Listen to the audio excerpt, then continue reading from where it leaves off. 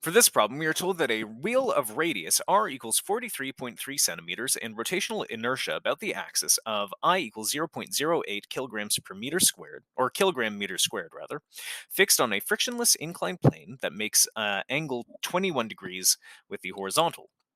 We have an m equals 1.6 kilogram block is held on the plane by a massless string wrapped around the wheel. We're told that a force of magnitude equals 5.4 newtons is applied to the block in the direction shown in the figure below, and we're asked to calculate the magnitude and direction of the angular acceleration of the wheel.